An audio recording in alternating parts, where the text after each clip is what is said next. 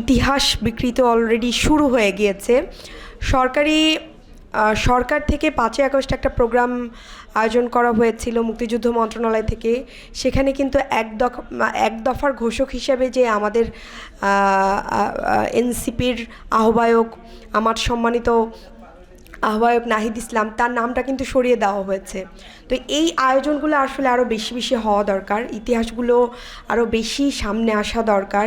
এবং কোন জায়গা থেকে আজকে আমরা এই জায়গায় দাঁড়িয়েছি, কোন দিনগুলো থেকে আজকে আমরা এই প্রোগ্রাম আয়োজন করছি, আজকে সরকার গঠন হয়েছে, আজকে আমরা বিরোধী দলে আছি, আমি সংসদে আছি, এগুলো কিন্তু আমাদের প্রতিনিয়ত মনে রাখতে হবে। এবং এই মনে রাখার জন্যই এই আয়োজনগুলো, এই যে বইগুলো, এগুলো তৈরি করা এবং সাংস্কৃতিক অঙ্গনে আরও বেশি, এই যে শিশুরা কি সুন্দর করে জুলাইয়ের গান গাচ্ছে, স্মৃতিগুলো মনে করছে, এটা আরও বেশি দরকার। কারণ অলরেডি আমাদের মধ্য থেকে, আমাদের ভেতর থেকে জুলাইকে মুছে দেওয়ার চেষ্টা করছে। কারণ এই যে জুলাই সনদ বাস্তবায়ন না হলে, গণভোট বাস্তবায়ন না হলে আমরা কিন্তু আবারও পুরনো দিনে ফিরে যাব। এবং এই বাস্তবায়নের বিপক্ষে যারা দাঁড়িয়েছে, বর্তমান সরকার অলরেডি জুলাই সনদের এবং জুলাইয়ের বিপক্ষে দাঁড়িয়ে গেছে। যদিও তারা মুখে বলছেন যে তারা জুলাইকে ধারণ করে, কিন্তু কাজে আমরা সেটা দেখছি না। তো সেই জায়গা থেকে আমাদের নিজেদের উদ্যোগী হয়ে জুলাইকে বাঁচিয়ে রাখার জন্য চেষ্টা চালিয়ে যেতে হবে। কারণ আমরা আসলে চাচ্ছি যে একটা জনকল্যাণমূলক রাষ্ট্র, যে রাষ্ট্রের আসলে যে রাষ্ট্রে কোনো দাবি দেওয়া, কোনো কথা, কোনো যৌক্তিক কথার জন্য আমাদের সন্তানরা আর জীবন দিবে না। তো এই যে আবু সাইদ, মুগ্ধরা, ওয়াসিমরা জীবন দিয়ে গেল, এই জীবনের মূল্য আসলে যারা সরকারে আছে তারা এই কি চিন্তা নিয়ে, কোন কারণে এই যে এতগুলো প্রাণ দিয়ে গেল আমাদের ছেলেরা, এই জিনিসটা কিন্তু তারা এখন আর মনে করছে না।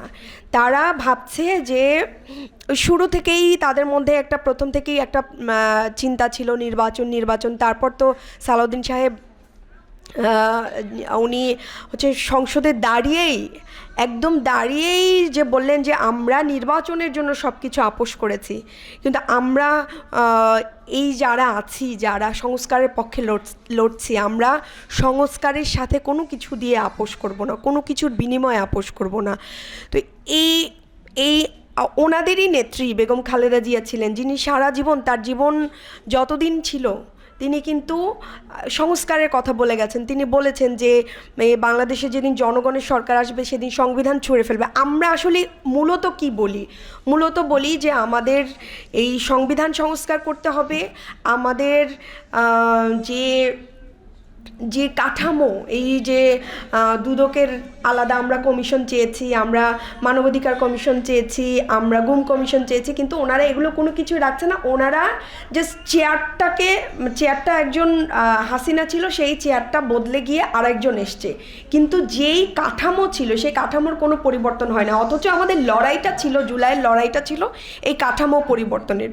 তো এই জায়গা থেকে এই কাজগুলো খুবই প্রশংসনীয়, এই উদ্যোগগুলো খুবই প্রশংসনীয়। এই যে আজকে আপনাদের যে স্মারক উন্মোচনের উদ্যোগ বা এই যে ইতিহাসগুলো তুলে ধরে রাখা, এগুলো খুবই প্রশংসনীয় উদ্যোগ। এগুলো আমাদের আগামী প্রজন্মের সামনে তুলে ধরতে হবে। এবং কারা জুলাইয়ের পক্ষে ছিল, কারা জুলাইয়ের বিপক্ষে দাঁড়িয়ে গেছে, এটা আগামী প্রজন্ম বুঝবে। এবং আমি আশা করছি যে আগামী প্রজন্ম যারা জুলাইয়ের বিপক্ষে দাঁড়িয়ে গেছে তাদেরকে ঠিক হাসিনার মতো করেই ছুঁড়ে ফেলে দিবে। এবং এইটা আমাদের কথাগুলো আসলে তাদের জন্য, আপাও বলে গেছেন, আমাদের কথাগুলো তাদের জন্য আসলে এক ধরনের মনে করিয়ে দেওয়া, যে আমরা কিন্তু মনে করিয়ে দিচ্ছি যে আপনারা জুলাইয়ের পক্ষে না দাঁড়ালে, আপনারা সংস্কারের পক্ষে না দাঁড়ালে, আপনারা নতুন বাংলাদেশের পক্ষে না দাঁড়ালে আপনাদেরকেও ছুঁড়ে ফেলে দিবে, এই দেশের জনগণই ছুঁড়ে ফেলে দিবে।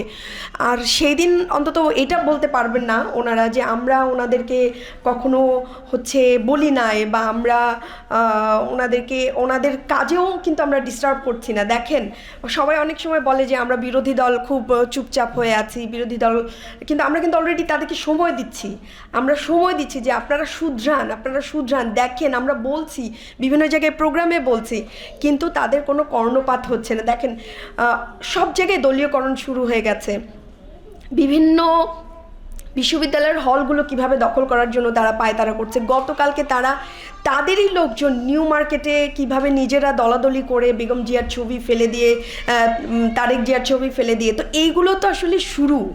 নিজেদের যে সিস্টেম, এই সিস্টেমে নিজেরাই ডুবে মরবে।